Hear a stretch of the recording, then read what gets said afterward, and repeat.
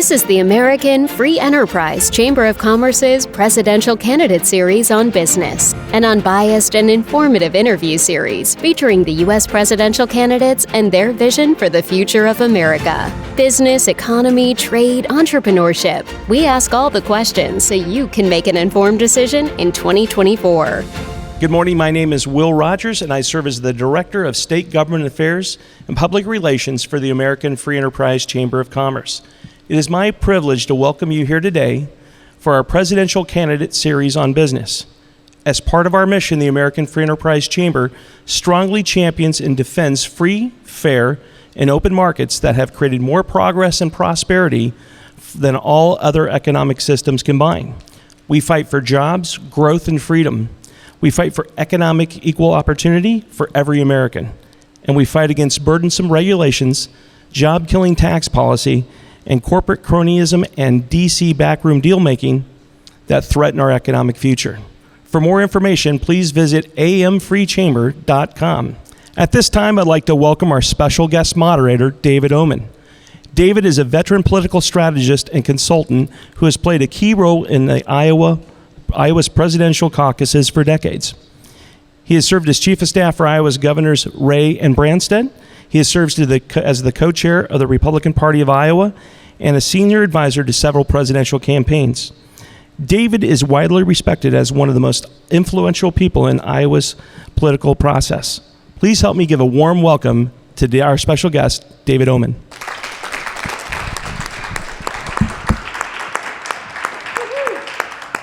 Well, good morning or good afternoon or good evening to the people who are viewing whenever and wherever you view it.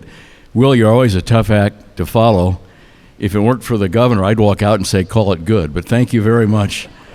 My mother turned 102 a couple of days ago, and I'm going to tell her everything you said, okay? All right. Governor, welcome to AccuMold in Ankeny, Iowa. Ankeny is the fastest growing and largest suburb to Des Moines, our capital city. This company, microtechnology, way ahead of its time, with sales all over the world, it epitomizes free enterprise. And you're here because you've been a free enterprise governor, and there's a lot that we want to cover.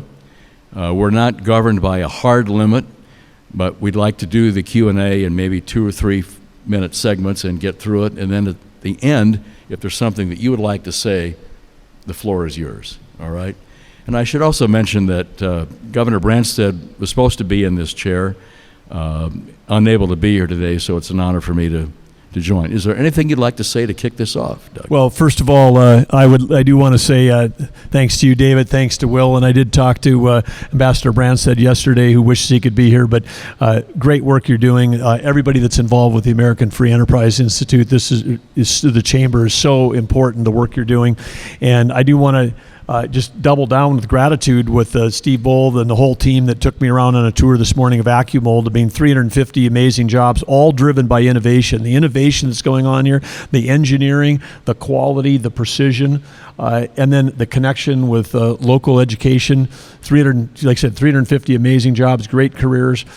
This is America at its best. And I would say every stop, innovation, not regulation. It's what's going to drive the next American century. It's how we're going to win the Cold War with China, and it's happening right here, right in this building. So what a great place to hold this event. Well, compliments well-deserved to AccuMold, and let's jump right into it. You've already talked about it, the critical importance of free enterprise to the history, more importantly, the future of this country. So how would a Burgum administration ensure the next generation of Americans help them understand the power of the free economy and how it lifts people up? Well, I would add to everything that Will said at the beginning, because the free enterprise system has lifted more people on our planet than anything in history.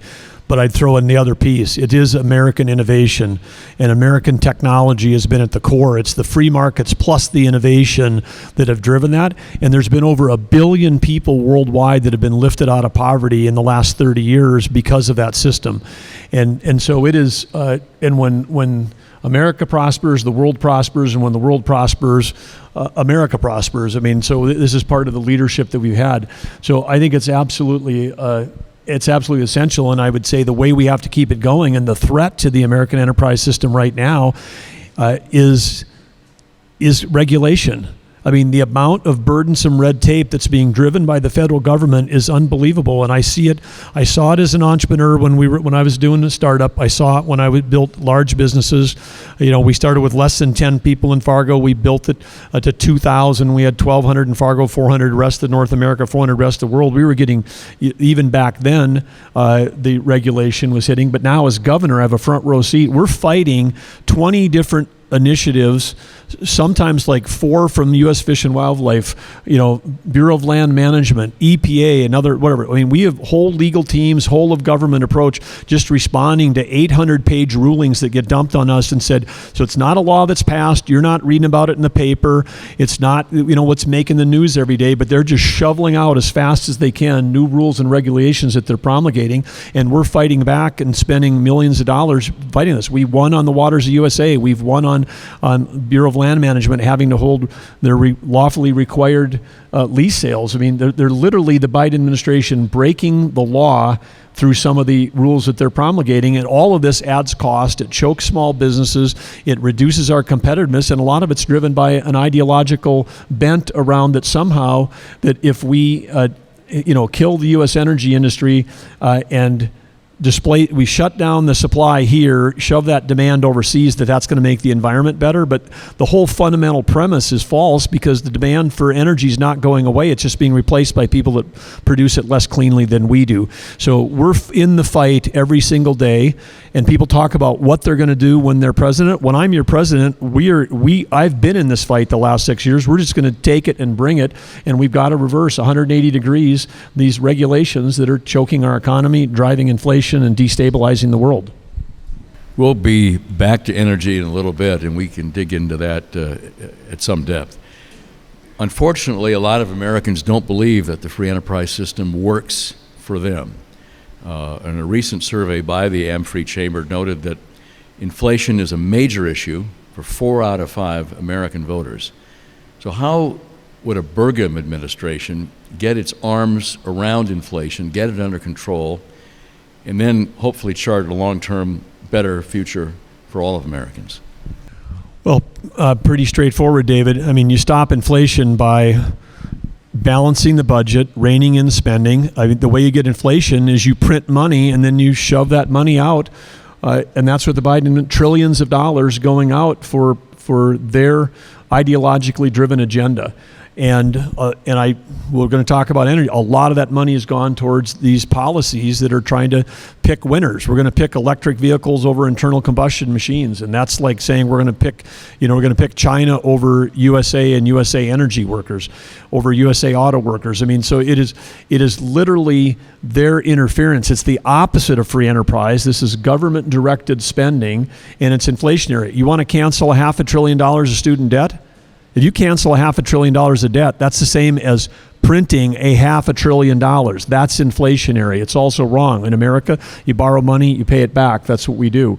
And so you take a look at healthcare and education. These are the 2 areas that have had the highest inflation rate since 2000 till today. They're the areas where the federal government's had the most involvement and has written the biggest checks in an effort to, we're going to help people with lower, better education. No, just more expensive education. Better healthcare? No, not better healthcare, just more expensive healthcare. And then now with the inflation, it's $700 a month is what the average American family is paying more per month since Biden took office. That's $8,400 a year just to put food on the table and to put gas in their car. So you can understand we're going to see more strikes because the wage rates aren't keeping up with what it costs for people to live. So we've got to have somebody in the White House. If you take a Joe Biden who spent his entire life, in Washington, D.C., you've got to have someone in the business sector who's created jobs. And again, I look down that debate stage. I've created more jobs than everybody else on the stage. I'm the only one that's been making payroll since my mid-20s. I'm the only one that's had jobs. We're working on the farm, the ranch, the grain elevator, and even as a chimney sweep through college where I took a shower at the end of the day that none of these other folks have. And so it's like, I understand how the economy works. And when my dad died when I was 13 years old, my mom had to go back to work with 3 kids. I understand what economic insecurity looks like. She's working for a check to put food on the table and make the wage. So part of it is understanding how the economy works, and then just stop doing the stuff that doesn't make any sense. When you cut the red tape and unleash American energy prices go down, American productivity goes up, we start getting our economy sprinting. Our economy should be sprinting, not crawling, and that's how we're going to actually work to pay down the debt, balance the trade deficit and everything else. It's all about the economy, and we need to have someone in the White House who understands how the economy works at the job level, at the technology level, and at the global level. And I'm the only one on the stage that's participated in all those levels. Thank you. We're going to look back for just a moment. We all dealt with COVID for 2 or 3 years, families, individuals, workers, companies, states. One of the lingering impacts of COVID is the severe disruption on the supply chain. We still haven't completely worked our way through all of that. And the disruptions have put a spotlight on the global supply chain and those vulnerabilities. They're critical for American needs and moving goods to our country. So based on this geopolitical look at supply chain, how would a Burgum administration deal with America's supply chain needs on a global basis? Well, I'm trying not to smile, David, because I'm thinking to myself, well, maybe we should have somebody in the White House that sold supply chain software for 30 years. Maybe that'd be a good idea to do that, because this is something that we did at Great Plains Software, and we went through a period of time for decades where there was such blind trust in supply chains that, you think about 100 years ago, every store in Iowa had a front and they had a back, and the back was inventory. If a block was 120 feet deep, the front was the retail, and hey, you need a pair of shoes, let me go in the back and see if there's some. Well, now we have a thing called strip malls. There's no back room. If they don't have what they need, it shows up 24 hours later with UPS and FedEx. We all got spoiled. You don't need inventory. It'll arrive just like this when we need it. And along comes COVID, and all of a sudden America learned a new word, supply chain, because we got disruptions which drove price, drove inflation, demonstrated our risks to foreign suppliers on key critical things. And we just have to systematically, industry by industry, say, how do we onshore? How do we get jobs back to America? How do we get those supply chains back? And part of how we ended up driving all that manufacturing overseas and all the mining overseas, why don't we making batteries in the U.S.? We're not making batteries because we've shut down mining in our country. We mine better, just like we produce energy better than everybody else. We mine cleaner and safer. We actually have an EPA and we follow the rules. But if you say you can't do that here, if you can't make steel here, you can't make critical minerals here for batteries, guess what? It all goes overseas. So the environmental, we're going to save the planet rules that killed American industry just shoved our environmental guilt to people that just destroy the planet. I mean, on some other thing with just a horrible, child labor, rare earth minerals, they call them rare earth because they come in parts per million. China's moving 100,000 to 500,000 pounds of earth to get enough material to make one battery, which we're subsidizing. And we're subsidizing the charging stations, and we're subsidizing the manufacturer. It makes no sense from an environmental standpoint that somehow we would do it here. The United States had the biggest drop in CO2 emissions of any country in the world. China is the world's largest polluter, and they keep increasing every year. And most of our policies support them. It's like a China first policy under the guise of we're helping the environment. We're not helping the environment, and we're hurting America economy. So on the supply chains, bring them home. The way you bring them home, get rid of the red tape, unleash American energy. It comes right back to the same place. And maybe strip malls will have to have a little bit of inventory. This isn't in the script, but you're on a roll, so I want to stay on this for a little bit. You have a clear-eyed view of these issues and a pretty confident sense of what you would do. I'm interested in asking you about process. Recent Democratic presidents have shown a pretty aggressive use of executive orders. I'm curious about how you would work on this topic we just talked about, supply chain, energy, regulation et al., balancing the constitutional approach, working with Congress, and what you could do in the White House signing executive orders.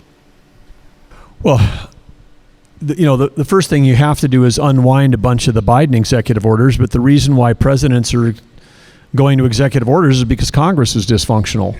But we also have to stop, I think, as someone who's principled and believes that if you're going to do something significant, it should require a law to do it as opposed to an unelected bureaucrat. But there's no limit to what the Biden administration is willing to do. As I stated in earlier remarks, there's a number of things that factually are breaking the law. I mean, we had an 84-page ruling from a federal judge that just flat out says the Biden administration must now follow the law. If every administration since Harry Truman has held a quarterly lease sale on federal land, and people say, oh, it's federal land, and you think it's some pristine stuff. No, 240 million acres. We're not talking national parks. We're talking about raw land that is owned by the federal government. Theodore Roosevelt put it away for the benefit and the use of the American people. It's our balance sheet. So we're going to not set foot on our balance sheet. We're not going to touch our balance sheet, and we've got an unbalanced budget. Guess what? If you drill safely and cleanly, on a 4-acre pad that develops 1,280 acres of federal minerals, guess who gets the check? The federal government. You want to balance the budget? Start using our balance sheet in a way to drive revenue. I mean, when we're killing U.S. energy, we're also killing a revenue stream for the federal government and the people of our country. And so then what? We're going to raise taxes on the people that are working as opposed to use our balance sheet? It's also backwards. But to answer your question on process, the other thing, it's not just the president. The president gets to appoint 4,000 people, roughly, across all these agencies. And when Obama came in, he basically said, goodbye, 4,000 people gone, replaced them. I'll tell you a sad fact. A lot of those people are still there. They never went away during the Trump administration, and they're still there today during the Biden administration. So there's a concept called year zero, which my friend Chris Liddell, he was CFO at Microsoft when I was there. He worked in the Trump White House. He's got a book coming out in January, but it's like in January, the Burgum team, we're going to start working on building out the list of those 4,000 appointees. So when we're elected in November, that we will actually be able to come in and say goodbye to 4,000 people and put in 4,000 people that actually are going to follow the law, follow the Constitution, follow the 10th Amendment, return power to the states and the people, and stop having the federal government overreach on everything. That's how you do it. And as an operating leader who's built and run operations at scale much larger than that, I know exactly how we'd go about doing that. Liddell's a great guy. Yes. Can't wait to see the book. So speaking of his work, we have to add a little thing. Chris he's from New Zealand, and he was head of the New Zealand Rugby Union, and that is such a big deal. Imagine if you were the commissioner of the NFL and the commissioner of baseball and the NBA commissioner all wrapped into one. So when he goes back to New Zealand after they won all those, global world rugby things, this is a guy that's never had to buy a beer in his life when he walks into a bar. These folks didn't come to hear us talk about Chris Liddell, but he was CFO at Microsoft and General Motors. And so that tees up our next question. We talked earlier, you mentioned the internal combustion engine. Sadly, for some of us who are car guys, looking at a sunset. And this also gets into state-federal relations. California has moved aggressively to ban internal combustion engines as soon as 2024 for fleet operators. That's next year. And then 2035 for everybody else. That will just force the cost of cars up dramatically. You already mentioned lack of charging stations. So here again, we're talking about state, federal, legislation, regulation. How would you sort that out with the clock ticking in California, which is the biggest car market in our country? Well, the California dream is actually a nightmare, and it is a nightmare. And again, I'll just share a story. I see I got a friend here wearing a North Dakota State Bison jersey in the front row. Catherine and I were at a wedding in California last October. We were going online to try to watch a Bison game on ESPN2, watch as much of it we could before the 4 o'clock wedding. We turn up. We're watching like 15 minutes of the thing, and on comes a public service announcement during a football game in October when the weather's perfect. So we're not using a lot of heat and we're not using any air conditioning. And the public service thing is how to prepare for a power outage. It was running during football. How to prepare for a power outage. And the same week is when they were passing these, 2035 ban on internal combustion machines that are going to have to go all EV, then it will run you for fleet vehicles. And they already don't have enough power to run it right now. It's less than 5% of the vehicles, and they're trying to get to 100%. They don't have a grid to run that. And they've got a bunch of laws which are shutting down base load power. I mean, everything from nuclear to thermal-based fossil fuel stuff, which we can decarbonize, by the way, and we're doing that in North Dakota. So they're trying to shut down the power source. You can't permit a transmission line, but everybody's going to somehow amazingly be able to plug in their cars. The physics, common sense, economics, none of it matches at any point. And then they block pipelines. Like from the Permian Basin to California, they're blocking pipelines from Pennsylvania and New England. In New Hampshire, 41% of the people are heating their homes with heating oil. And we were offloading 400,000 barrels of oil a day equivalent of dirty Russian heating oil at the time of the Russian invasion because we couldn't get clean natural gas from Pennsylvania up into New England. So this whole circle of ideological things they're chasing doesn't make any sense. California's leading the pack in that way. And the thing that's so sad, because right here in Iowa, of course, with going on, the ability with ethanol and biofuels, which we can decarbonize easily, and you can use that carbon for industrial purpose, you can use it for enhanced oil recovery, you can do all kinds of things with it, and it is safe, and it's proven. And we can have decarbonized liquid fuels. That's Team America, or we can buy our batteries from China, Team China. And guess which is actually better for the environment? It's better to have decarbonized liquid fuels. That is better for things. So they're not solving the problem they profess to do, but they're creating a myriad of other ones. So the internal combustion machine's not going to go away.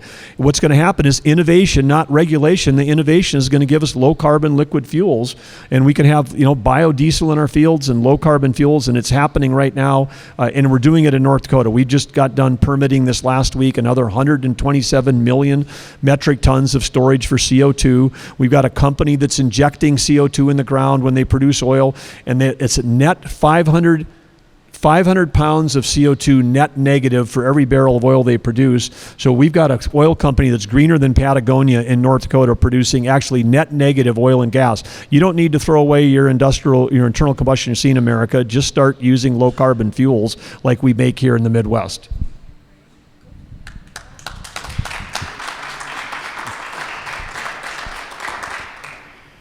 Barack Obama's name's been mentioned twice today, but it's not a debate. He's not here to respond, so I'm going to mention him a third time.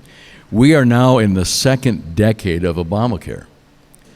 Yet healthcare prices continue to rise at double-digit numbers for most employers, and they remain largely unaffordable for most American families.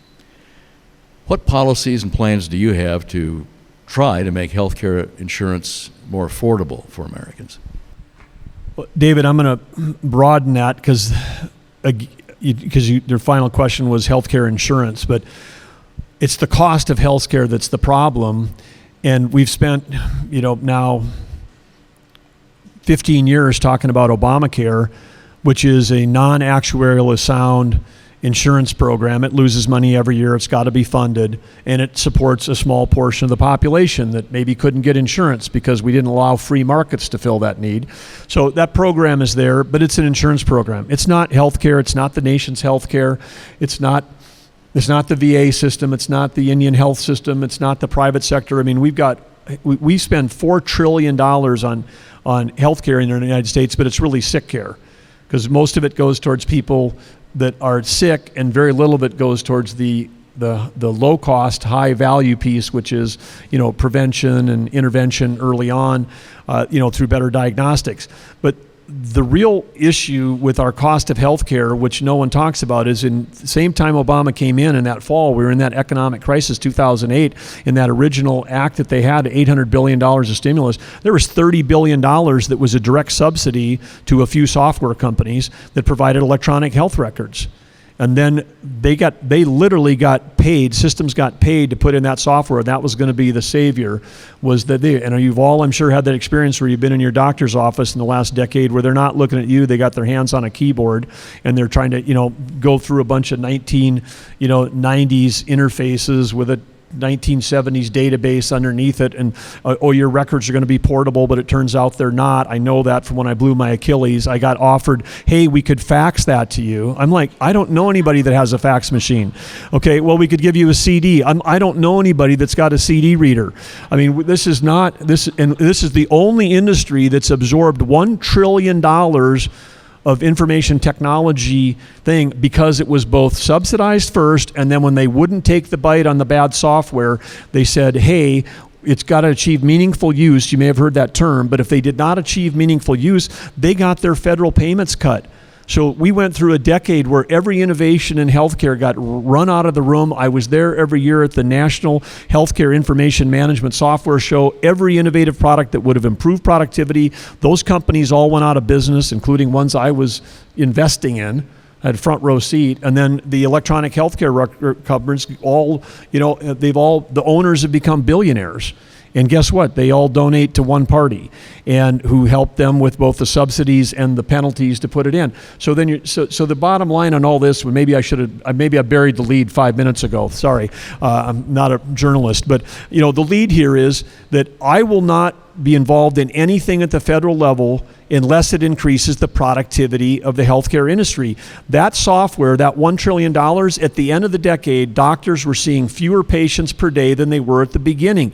This industry, this building we're in, every place you go that's been successful, their productivity increases. More revenue per employee, more parts, more customers per employee. Healthcare went the other way, and then it was so burdensome, a bunch of doctors and nurses took early retirement because they said, I went in this to do healthcare, not to do keyboard entry, data entry. We turned people with 15 years of schooling into doing data entry. I mean, it's the most absurd thing, but guess what? Why did that all happen? It happened because the federal government involvement. There's not enough transparency on pricing. There's not enough competition. These subsidies have got to go away. We've got to bring back free markets. And if we do that, then that can actually, there's no reason why healthcare can't operate the way the micro molding industry works.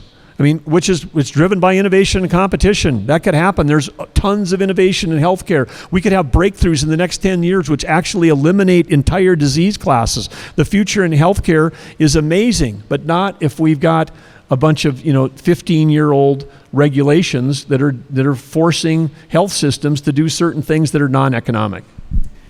Thank you.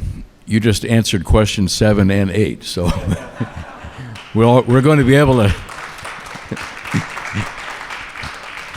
We may be able to all get home for lunch. That's a good thing. Hey, I want to drill in on one front. Some of the fastest rising costs in healthcare have to do with prescription drugs and pharmacy benefit managers, PBMs. They drive up the cost through retaining rebates, adding layers of complexity, hiding costs from regulators and state governments. How would you deal with that particular issue? I can give you a short answer here, David. This is all about transparency. I mean, we can't have a layer in the system where it's a black box and nobody knows where the rebates are going or what the price or the discounts are. And if you're in this thing, you pay that. And if you're in a different plan, the same drug, somebody pays a different price. We need transparency like we have it. Somehow, again, we think that healthcare is some unique thing that's at a different level and it can have its own set of rules. But we're here talking about free enterprise. Yeah, most things that you buy when you shop, you can find out what does it cost, and if I buy it from A or B, am I going to pay more or less? Is it a better product? I mean, what are the consumer reviews? So we get into healthcare and it becomes a black box and people can't make consumer choices. They get locked into certain plans, they get locked into certain providers and under the guise that somehow that's going to save us all money. Well, there's no proof of that because the costs have gone up higher than the rate of inflation for the last 23 years. Let's just go back to what we know, free markets, transparency. Thank you. The Tax Cuts and Jobs Act of 2017 has some provisions that expire in a couple of years, 2025. And as you know, we've already talked about it, a simple, fair, affordable tax policy really is a prerequisite for a thriving economy. So how are you thinking of tax policy as TCJA winds down, and how would you bring Congress along with that point of view? Well, there has to be a fight to not have those sunset. They have to stay for two reasons. One is because I know that the other side will be arguing that we've got to raise taxes because that's going to raise revenue and we've got to solve these deficit issues. But the federal government does not have a revenue problem. They got a spending problem. And there's never, ever, ever, when they talk about a cut in D.C., they're talking about slowing the growth rate of spending. It's always going up. A cut is like this versus, this is an increase, but it's always going up. And in North Dakota, we actually did a cut, and people said it couldn't be done. We took office, and in the legislature starting, in the first 4 months I was in office, we cut 27% out of the general fund in North Dakota, and every train ran on time. Anybody that tells you it can't be done has never run a business. They've never created a job. Inside of every federal job, and these are super well-meaning people. A lot of people, we sometimes government team members get maligned, but a lot of people went into government because they felt a sense of purpose. They wanted to make a difference. They wanted to, serve people, whether it's on the highway patrol or whether it's in a county nurse, whatever. People that mean well, that want to do that, but inside their job, 10 to 20% of every job in every state and federal agency is some mind-numbing, soul-sucking work that is just, was there because of some regulation that was 30 years old that nobody cares about. They're making a report that nobody reads. I mean, what's the motivation to come to work if I got to work to do something that doesn't matter? In North Dakota, we said, we're going to treat the taxpayers like customers. That's who they are. They're paying for all this. And so we flipped strategic planning process. Every agency, every state and every nation's got a budgeting process. I couldn't find another governor that had a strategic planning process. We went into strategic planning. We said strategy drives budget, not budget driving strategy. Who's your customer? What are your key metrics? How are you serving them? What can you stop doing that they won't notice? What can you stop doing that'll make their life better? We passed 51 red tape reduction bills this year, and we were crowdsourcing ideas from the public because a lot of the stuff that government does is actually not only doesn't add value, it actually adds negative value to a small business or a family or an individual. So we took out all that cost and nothing changed. Now we've added some back in, but when we add it back in, we're adding it back on ROI because, here's a place where we can spend $1 and save 10. That's a good use of taxpayer dollars. So not all spending is bad if it generates a positive ROI, just like for a business. It's like, Steve figuring out, hey, if I spend capital investment on these machines, we're going to become more productive. So we just have to, it just can be done, but you've got to have somebody who's got a private sector business background and understands technology and job design. And then guess what? We end up with happier, the team members at North Dakota are happier than they've ever been. I mean, it's because now they've got jobs where they actually have meaning and purpose, and they can focus on doing the stuff why they went into government work in the first place. Very good. We skipped a question, so I'm going to add one. In 1976, our beloved former Congressman Jim Leach, when he was running and winning, talked about decentralizing the federal government, maybe moving USDA to Des Moines, maybe moving Department of Energy to Fargo. What's your thought about that? That sounds good. Many of us think it is good. Tough problem. Would you be an advocate of that? A true decentralization of the federal triangle? Well, absolutely, and I just want to say I want to credit Ryan Zinke, my friend. When he had a short stint as Department of Interior, he actually got part of the Department of Interior Bureau of Land Management to western Colorado. Guess what? There's no federal land in the eastern half of the United States, and then we've got states like Wyoming and Utah that are over 50% federal land, and yet the bureaucrats were 2 or 3 time zones east of there, getting them closer to the people. And guess what? If you were hiring people in Iowa for the Department of Agriculture, they might actually have agriculture backgrounds.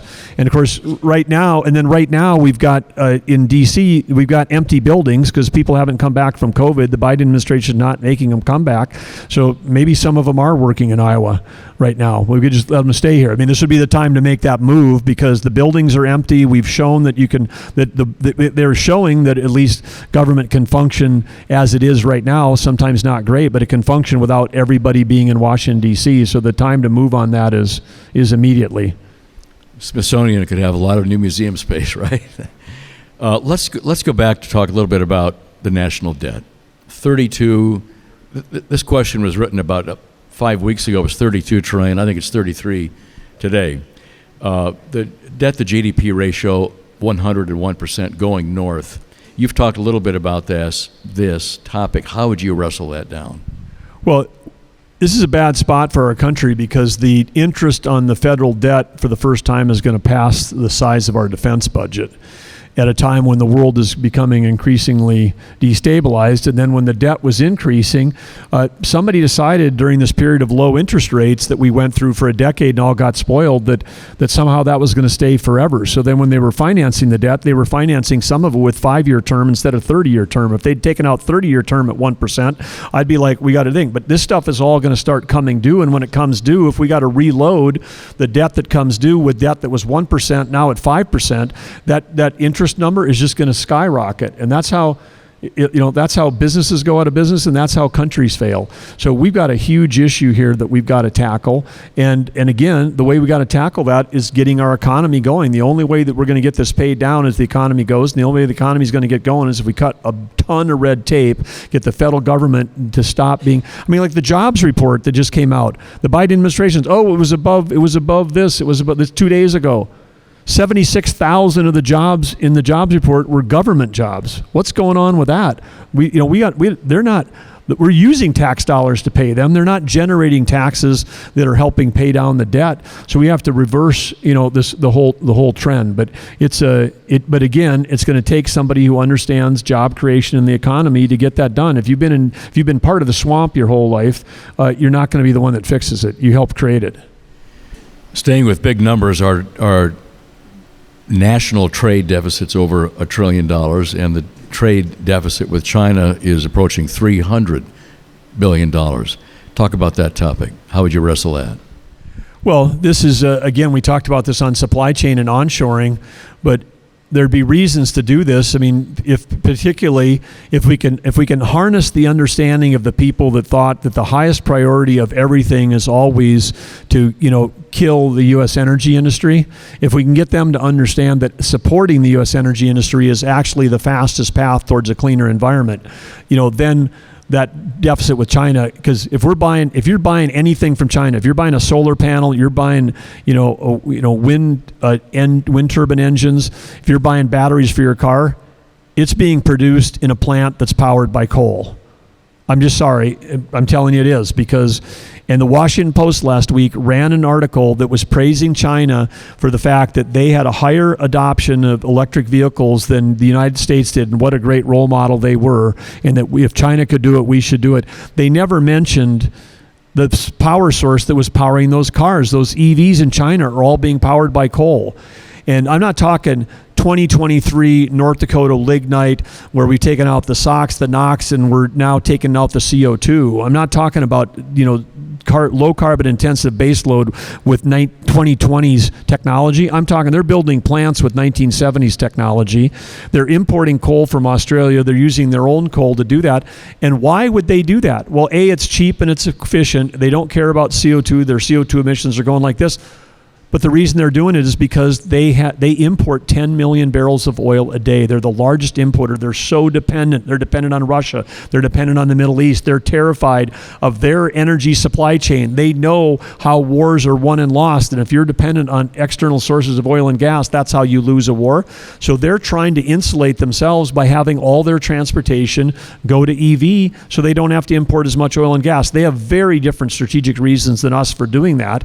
And if you're in their shoes, I understand. They're opening up, was 2 a month, now it's 1 a week. They're opening up almost 1,000 megawatts a week right now. They had 41 plants permitted. You could shut down every amount of baseload in the United States, and China would build more in the next 2 years than we have, and we wouldn't solve anything. We'd actually be net worse off in terms of CO2 emissions because their plants emit more than ours do here, and so you're actually harming the environment, destabilizing the world, hurting American competitiveness. All those things. So again, we just have to address the fundamental thing that's driving that in the entire Democrat Party right now is this save the planet, and their policies are doing the opposite. I think you just found the lead for this conversation. Very quickly, the U.S. dollar has been the world's reserve currency for a long time, and it's insulated some of our policymakers from the worst consequences of the bad fiscal management that you've talked about. As president, how would you protect the dollar? How would you How should the U.S. government look at the creation of digital currency? Well, this is another thing that I'd put on the scary topic list that's not well understood. I had the opportunity when I was a young entrepreneur to serve on advisory board for the federal, the 9th District Federal Board out of Minneapolis. So early in my life, I had a sort of an inside look of this.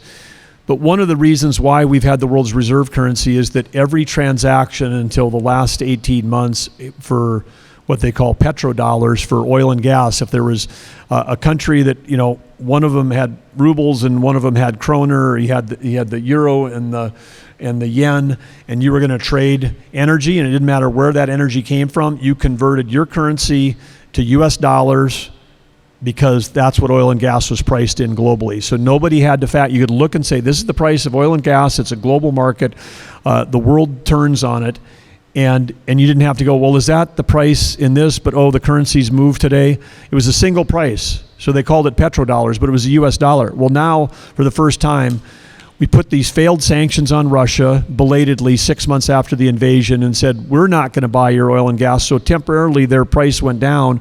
So who do they sell it to? They start selling it to China. And they're not selling it to China, they're selling it to China in gold and yuan. Now we've got the BRIC countries, getting together, and they want to figure out their own currency to try to displace ours.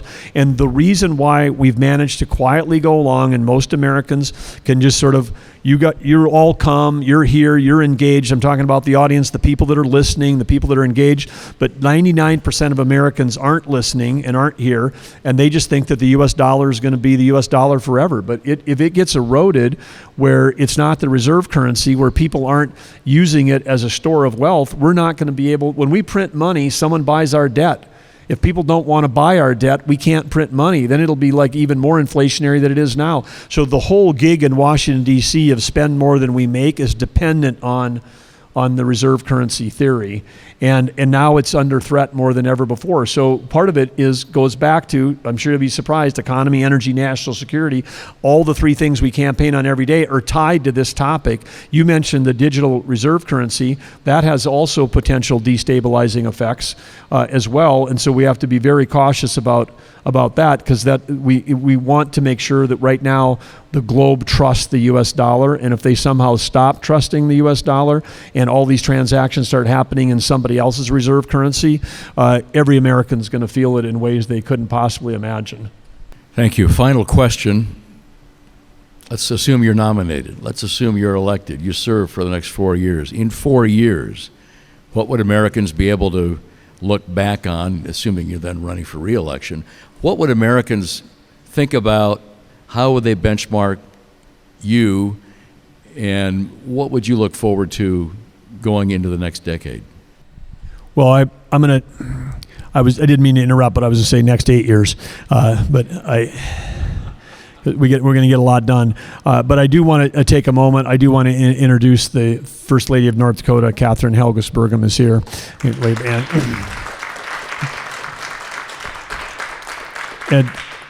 And we haven't talked about one topic which is important to our family and is important to every employer and every business, and that's the disease of addiction. Catherine, this week we had our 7th annual Recovery Reinvented event in North Dakota. Catherine has courageously shared that she's been in recovery for 21 years, and she's leading a movement which has led to changes in how we think about policy in North Dakota, but let's just take it up at a national level. There's 15 million children in America. They're living in homes where at least one of the adults is suffering from the disease of addiction. We've got an open southern border, and that open southern border under President Biden, we've documented 6.5 million asylum seekers. So that's every equivalent of every man, woman, and child in Maine, New Hampshire, Vermont, Rhode Island, his home state of Delaware, and Montana. That's 6.5 million people. So think of those states having no people. 2.5 years later, they're filled up. And then we have another thing. When I'm down there at the border, I've been down there more than Joe Biden has. I've been down there because we've got North Dakota National Guard troops down there helping out, some of them flying helicopter missions from San Diego to the Gulf Coast, trying to stop transnational criminal organizations that are bringing in the fentanyl. And so we have lost in America on average, 300 citizens a day to overdose deaths since Joe Biden took office. 70% of those are fentanyl poisonings. And so that is we've lost the equivalent of 5 Vietnams worth of casualties. We're taking mass casualties. Those fentanyl precursors are coming from China. The cartels are better funded than our border patrol is. They got technology, they got insight, they got drones, they have everything on their side. These are big billion-dollar organizations that we're competing against.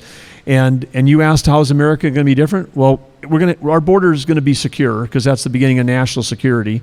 And then we're also going to, if the fact that no one is paying attention to this, we talk about all the issues that make the news, but if there was 300 people that died in a plane crash today, and then 300 tomorrow, and 300 the next day, and 300 the next day, but you'd be calling your kids and your things, say, don't get on a plane. And you'd be calling your leaders and saying, we've got to stop this, we got to fix it, we got to figure out what's going on, this is unacceptable. And the American economy would shut down until we solved that, if we had a plane going down every day. And we've got a plane going down every day, but it's one at a time. It's nieces and nephews and sons and daughters and moms and dads, and we've got to fix that. And one of the things that will happen under a Burgum administration is we'll secure the border, we'll stop the flow of fentanyl, and we'll start treating addiction like the disease it is. And you can't solve diabetes or cancer with minimum mandatories and bigger prisons. You've got to actually treat the underlying healthcare issue. And we're doing that in North Dakota. It's been transformational. We're saving money on what we spend on Department of Corrections. We're increasing the money we spend on behavioral and mental health, and it shows up in lower crime, better health results, less suicides, less overdose deaths. I mean, there's a solution, and we've been working on it here in North Dakota for 6 years. We know it can scale. When we had this conference, we had nearly 1,000 people there live. We had thousands of people watching online from 38 different states. This is not a partisan issue. It's not, the disease of addiction affects independents, Republicans, Democrats, it doesn't matter. And one thing that I know from being in the executive branch, and the reason why we won twice in North Dakota by over 40 points in 2016 and over 40 points again, and that you don't win on that if you're a one-party candidate. We understand if you want to be in Congress and put on a red jersey and a blue jersey and then throw bombs at each other and try to just be stopping everything, you can do that. But when you're in the executive branch, you actually have to deliver services. When we have a blizzard in North Dakota and we're the size of all 6 New England states, it's about the same size as Iowa, then guess what? We plow the roads for everybody. We don't say, what political affiliation. We get the job done for everybody. That's how you win by 40 points, is because they can trust the fact that you've got smart conservative policies, but at the end of the day, those things lift everyone up. They lift everybody up. Free enterprise lifts everybody up. So that's what we're doing. But what we're going to see then at the end of the Burgum administration is every American life is going to be better, and the president needs to be a cheerleader for everything that's good about this country. And we talk about the best of America, and we see it in small towns in Iowa. We see it everywhere we go. And we haven't had a president for a long time. The president's not supposed to be the chief grievance officer or the chief blame person. It should be the chief gratitude officer. And we've got so much for which to be grateful in this country that one of the things that I start every time I start an event in North Dakota, we lead with gratitude, because there's always something amazing going on. People helping people, neighbors helping neighbors, small nonprofits that have never ever got a dime from the federal government making a difference in their communities. So that's what you're going to see. We're going to see gratitude, we're going to see optimism, we're going to see solving problems that affect everybody, we're going to see effective, trusted governance, and we're going to see our economy sprinting instead of crawling, and then you're going to see a country that actually wins the Cold War with China. Governor,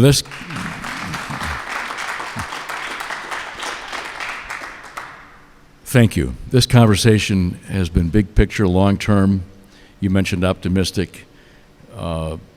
This is a good place to end it. We really appreciate you coming here to Iowa, participating in this conversation, and giving us some hope about how we can change things, make things for the better.